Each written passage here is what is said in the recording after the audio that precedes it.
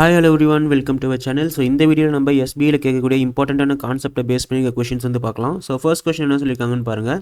So first one என்ன சொல்லியிருக்காங்க, the average cost price of two articles P and Q is ₹1350. Article P sold at 10% profit and Article Q sold at 20% profit. The total selling price of an article P and Q is 3120. If article Q is sold at 40% profit, then find the selling price. Okay, so இங்கே வந்து என்ன சொல்லியிருக்காங்கன்னா B and கியூவோட cost price, average cost price என்ன சொல்லியிருக்காங்க அப்படின்னு பார்த்தீங்கன்னா 1350 அப்படின்னு சொல்லிட்டு சொல்லியிருக்காங்க.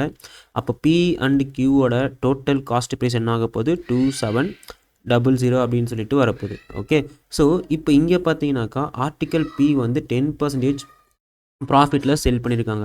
நம்ம என்ன அசியூம் பண்ணிக்கலாம்னா பியோட காஸ்ட் ப்ரைஸே வந்து 2700 அப்படின்னு சொல்லிட்டு எடுத்துக்கலாம். அப்போது 10% ப்ராஃபிட், ஓகே, எவ்வளோ 10% ப்ராஃபிட் அப்படின்னா அந்த இப்போது பியை வந்து எவ்வளோக்கு செல் பண்ணியிருப்பாங்க 2970 செல் பண்ணியிருப்பாங்க. அண்டு கியூ வந்து 20% ப்ராஃபிட் அப்படின்னா ஸோ இதை வந்து நமக்கு எவ்வளோக்கு செல் பண்ணியிருப்பாங்க அப்படின்னு பார்த்தீங்கன்னாக்கா இங்கே வந்து நமக்கு ஓகே, ஸோ 20%, ஓகே 10% இது 270, அப்போ இன்னொரு 270 540 ஆட் பண்ணோம் அப்படின்னா 3240 வந்து செல் பண்ணியிருப்பாங்க. ஓகே, அப்போ எவ்வளோக்கு செல் பண்ணியிருப்பாங்க 3240 வந்து செல் பண்ணியிருப்பாங்க. பட் இங்கே நமக்கு டோட்டல் செல்லிங் ப்ரைஸ் என்ன அப்படின்னு பார்த்தீங்கன்னாக்கா 3120. ஓகே, இப்போ நம்ம அலிகேட் பண்ணலாம். ஸோ அலிகேட் பண்ணால் இங்கே நமக்கு டிஃப்ரென்ஸ் வந்து 120 அப்படின்னு சொல்லிட்டு வருது, இங்கே நமக்கு டிஃப்ரென்ஸ் வந்து 150 அப்படின்னு சொல்லிட்டு வருது. அப்போ இதோட ரேஷியோ என்னென்னா 4:5.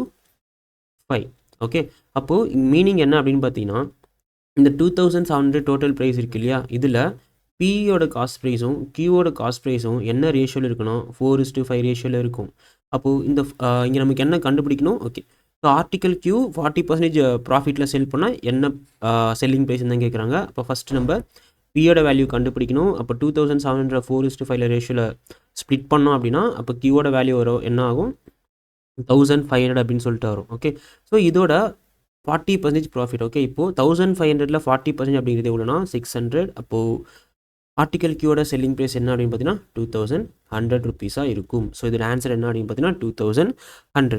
ஓகே, நெக்ஸ்ட் கொஸ்டின் என்ன சொல்லியிருக்காங்க அப்படின்னு சொல்லிட்டு பாருங்கள். ஸோ நெக்ஸ்ட் ஒன் என்ன சொல்லியிருக்காங்க, P and Q started a business by investing 15,000 and 15,000 plus X respectively. After 4 months, Q withdraw 40% of this initial investment. After a year, the total profit was 47,000 and profit share of Q was 22,000. Find the value of 2x. Okay, so இங்கே P and Q வந்து ஒரு பிஸ்னஸில் invest பண்ணுறாங்க.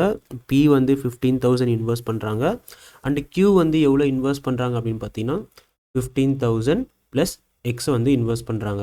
So after 4 months Q வந்து 40% of the investment வந்து withdraw பண்ணுறாங்க.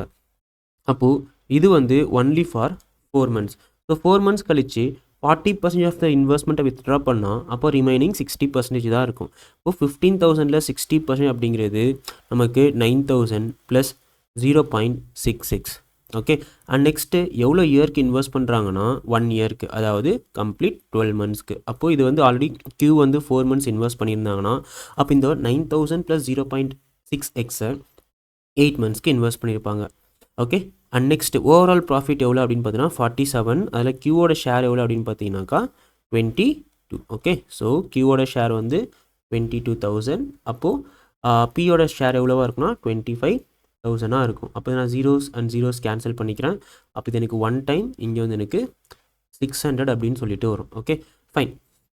So next வந்து இங்கே பார்த்தீங்க அப்படின்னா இப்போது இங்கே பியில் வந்து 12 இருக்குது, கியூவில் வந்து 4 and 8 இருக்குது. அப்போ இது எல்லாமே நான் கேன்சல் பண்ணால் 4 டேபிளில் இது எனக்கு 1 time, இது எனக்கு 2 time, இங்கே நமக்கு 3 times வரும். ஓகே, அப்போ நான் கிராஸ் மல்டிப்ளை பண்ணேன் அப்படின்னா மல்டிப்ளை பண்ணேன் அப்படின்னா 1800 divided by 15,000 plus a x plus okay plus 18,000 plus 1.2x அப்படின்னு சொல்லிட்டு வரும், which is equal to 1/22. Okay, இப்போ அகெயின் கிராஸ் மல்டிப்ளை பண்ண அப்படின்னா ஸோ 18,000 இன்ட்டு 22 அப்படிங்கிறது 39600 அப்படின்னு சொல்லிட்டு வரும், which is equal to 15,000 plus that is 15,000 plus 18,000 நான் டேரெக்டாகவே எழுதிக்கிறேன். ஓகே, ஸோ 15,000 plus 18,000 அப்படிங்கிறது எவ்வளோ வரும் அப்படின்னு பார்த்தீங்கன்னாக்கா 30 சாரி எவ்வளோ வரும் அப்படின்னு பார்த்தீங்கன்னா ஓகே ஃபைன். ஸோ எவ்வளோ வரும் அப்படின்னு பார்த்தீங்கன்னா 33,000 plus 2.2x. ஓகே, ஸோ இப்போ நான் இந்த சப்ராக்ட் பண்ணுறேன். ஸோ சப்ராக்ட் பண்ணால் எனக்கு 2.2xோட வேல்யூ என்ன ஆகும் அப்படின்னா 396,000லேருந்து 33,000 கேன்சல் பண்ணோம் அப்படின்னா நமக்கு 66,000 அப்படின்னு சொல்லிட்டு ஆகும். ஓகே, ஸோ பட் நமக்கு இங்கே என்ன கண்டுபிடிக்கணும், find the value of 2x. Okay, so அப்போ 2xோட வேல்யூ என்ன அப்படின்றது தான் இங்கே கொஷின். ஓகே, ஸோ நமக்கு என்ன தெரியும், ஸோ 2.2 வந்து 66,000 அப்படின்னா 2 வந்து எவ்வளோ, சிம்பிள். ஓகே, இது வந்து நமக்கு 1.1 டைம்ஸ். ஓகே, ஸோ அப்போ இது நான் கேன்சல் பண்ணேன் அப்படின்னா எனக்கு இங்கே 6,000 அப்படின்னு சொல்லிட்டு வரும். ஓகே, 6,000 அப்படின்னு சொல்லிட்டு வரும். ஸோ எக்ஸோட வேல்யூ, அதாவது இந்த 2xோட வேல்யூ என்ன அப்படின்னு பார்த்தீங்கன்னா 6,000. ஓகே, ஆன்சர் என்ன அப்படின்னு பார்த்தீங்கன்னா 6,000. ஃபைன். ஸோ நெக்ஸ்ட் ஒன் என்ன சொல்லியிருக்காங்கன்னு பாருங்கள். A vessel A contains 150 liters of mixture of milk and water in which water is 40%. Okay, so 150ல milk and water எவ்வளோ பர்சன்டேஜ் அப்படின்னா 40%. அப்போ மில்க்குக்கும் வாட்டருக்கும் இருக்கிற ரேஷியோ 3:2. அப்போ மில்க் வந்து 90 இருக்கும், வாட்டர் வந்து எவ்வளோ இருக்கும் 60 இருக்கும். Okay fine. x liter of mixture is taken out of water in which x liters is 12 liters. Okay fine. So இப்போ இதுலேருந்து எக்ஸ் லிட்டர்ஸ் வந்து நான் வெளியெடுக்கிறாங்க. அப்போ இந்த எக்ஸ் லிட்டர்ஸும் எப்படி தான் இருக்கும் அப்படின்னா 3:2 ரேஷியோவில் தான் இருக்கும், மில்க் அண்ட் வாட்டர். அப்போது இந்த மில்கோட வேல்யூ என்ன அப்படின்னு பார்த்தீங்கன்னா, சாரி வாட்டரோட லிட்டர்ஸ் எவ்வளோ அப்படின்னு பார்த்தீங்கன்னா 12, அதாவது 2 லிட்டர், சரி 2 பார்ட். அப்போது 3 பார்ட் என்ன ஆகும் 18. அப்போ டோட்டலாக எவ்வளோ லிட்டர்ஸ் வந்து வெளியெடுத்திருப்பாங்க அப்படின்னா 30 லிட்டர்ஸ் வெளியெடுத்திருக்காங்க. And poured in vessel B which already contain 30 liters of water. ஏன்னா நம்ம எக்ஸோட வேல்யூ வந்து நமக்கு 30 அப்படின்னு சொல்லிட்டு தெரியும். ஓகே, இப்போது ஏல வந்து மில்கையும் வாட்டரையும் எடுத்து, ஓகே மில்க் எவ்வளோ எடுக்கிறேன் 18 அண்ட் வாட்டர் எவ்வளோ எடுக்கிறேன் 12 எடுத்து பியில் போர் பண்ணுறேன். பியில் ஆல்ரெடி எவ்வளோ லிட்டர்ஸ் ஆஃப் வாட்டர் இருக்குன்னா எக்ஸ் லிட்டர்ஸ், அதாவது 30. ஓகே, அப்போது கம்பைன் பண்ணால் இந்த பியில் வந்து டோட்டலாக எவ்வளோ இருக்குன்னா 18 லிட்டர்ஸ் ஆஃப் மில்க்கும் 42 லிட்டர்ஸ் ஆஃப் வாட்டரும் இருக்கும். இப்போ கொஸ்டின் என்னது, find the difference between quantity of milk and water in resultant mixture of vessel B. Okay, இது ரெண்டுத்துக்கும் டிஃப்ரென்ஸ் என்ன அப்படின்னு சொல்லிட்டு கேட்குறாங்க. அப்போ இதோட டிஃப்ரென்ஸ் என்ன அப்படின்னு பார்த்தீங்கன்னா 24 litres. Okay fine, good. So next one. Okay, so next question என்ன சொல்லியிருக்காங்க அப்படின்னு சொல்லிட்டு பாருங்கள். The total time taken by a boat to cover 400 kilometre downstream. Okay, 400 kilometre downstream and 320 kilometre upstream in 40 hours.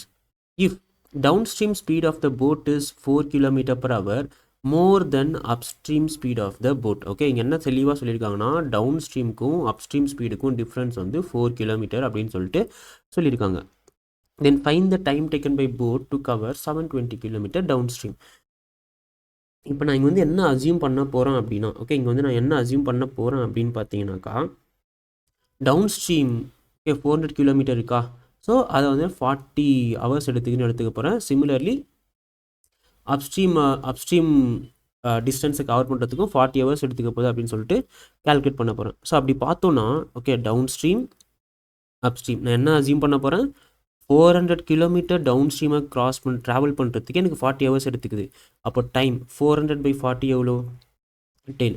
Okay, similarly 320 kilometre அப்ஸ்ட்ரீமை நான் travel பண்ணுறதுக்கு எவ்வளோ hours எடுத்துக்க போகுது 40 hours. அப்போ அப்ஸ்ட்ரீமோட டைம் என்னது, சாரி ஸ்பீட் என்னது 8 அப்படின்னு சொல்லிட்டு எடுத்துக்கிறோம். ஓகே சாரி, இது வந்து டைம் கிடையாது, இது வந்து நமக்கு ஸ்பீடு. ஓகே, ஏன்னா நமக்கு speed is equal to distance by time. நான் இங்கே வந்து டைம் வந்து 40 அப்படின்னு சொல்லிட்டு எடுத்துக்கிறேன், இங்கே நமக்கு டிஸ்டன்ஸும் கொடுத்துட்டாங்க. ஓகே, பட் நமக்கு இங்கே டவுன் ஸ்ட்ரீமுக்கும் அப்ஸ்ட்ரீமுக்கும் டிஃப்ரென்ஸ் எவ்வளோ கொடுத்துருக்காங்க 4. பட் இங்கே நமக்கு எவ்வளோ இருக்குது டிஃப்ரென்ஸு 2 தான் இருக்குது. அப்போ என்ன பண்ணுவேன், மல்டிப்ளை பை 2 பண்ணுவேன். அப்போ டவுன் ஸ்ட்ரீம் ஸ்பீட் என்ன ஆகும் 20, அப்ஸ்ட்ரீம் ஸ்பீட் என்ன ஆகும் 16. Okay, so downstream speed வந்து 20, அப்ஸ்ட்ரீம் ஸ்பீடு வந்து 16. இப்போ கொஷின் என்னென்னா find the time taken by the boat to cover 720 kilometre down stream.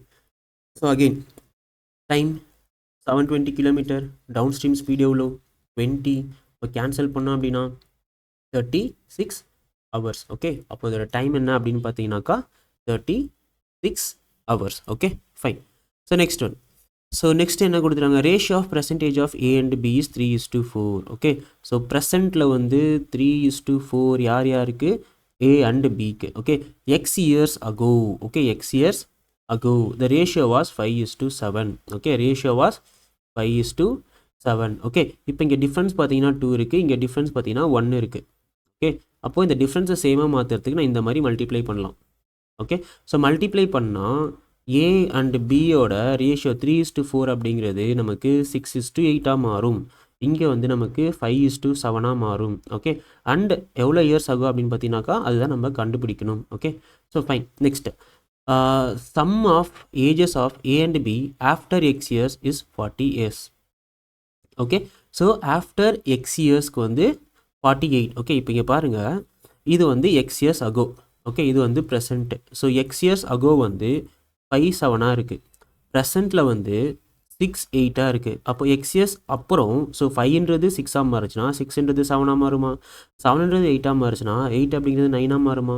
அப்போது எக்ஸ் இயர்ஸ்க்கு அப்புறம் இவங்களோட ரேஷியோ எப்படி இருக்கும் அப்படின்னா ஏக்கும் பிக்கும் 7:9 இருக்கணும். ஓகே, அண்ட் அவங்க பட் இங்கே என்ன கொடுத்துருக்காங்கன்னா sum of the ratios after X years வந்து 48 அப்படின்னு சொல்லிட்டு கொடுத்துருக்காங்க. அப்போ 48 வந்து நான் என்ன பண்ண போகிறேன் அப்படின்னா 7:9 ரேஷியோவில் ஸ்ப்ளிட் பண்ண போகிறேன். ஸோ 7:9 ரேஷியோவில் ஸ்ப்ளிட் பண்ணால் இங்கேருந்து எனக்கு 21னும் இங்கே வந்து நமக்கு 27 அப்படின்னு சொல்லிட்டு வரும். அப்போது பியோட ஏஜ் ஆஃப்டர் எக்ஸ் இயர்ஸ் வந்து 27 அப்படின்னா, ஓகே, அதாவது 9 பார்ட் வந்து 27 அப்படின்னா பர்சன்டேஜ் ஆஃப் பி என்னது 8. ஓகே, ஸோ 9 வந்து 27 அப்படின்னா 8 அப்படிங்கிறது என்னது 24. ஓகே, 8 அப்படிங்கிறது என்ன அப்படின்னு பார்த்தீங்கன்னா 24. ஸோ பர்சன்டேஜ் ஆஃப் பி வந்து 24. சப்போஸ் இங்கே கொஷின் வந்து find the value of X அப்படின்னு சொல்லிட்டு கொடுத்தாங்கன்னா, ஓகே, ஸோ இப்போ 24 எக்ஸ் இயர்ஸ்க்கு அப்புறம் 27, அப்போ டிஃப்ரென்ஸ் என்ன ஆக போகுது 3 years. Okay, suppose find the value of X அப்படின்னு கொடுத்தாங்கன்னா 3 இயர்ஸ். பட் இங்கே கேட்டிருக்குது percentage of B which is nothing but 24 years. Okay, fine. So இந்த வீடியோ உங்களுக்கு ரொம்ப யூஸ்ஃபுல்லாக இருக்கும்னு நினைக்கிறேன். இந்த வீடியோ உங்களுக்கு ரொம்ப யூஸ்ஃபுல்லாக இருந்தது அப்படின்னா மறக்காமல் உங்கள் ஃப்ரெண்ட்ஸ்க்கு இந்த வீடியோ ஷேர் பண்ணிவிட்டு நம்ம சேனலுக்கும் சப்ஸ்கிரைப் பண்ணுங்கள். தேங்க்யூ.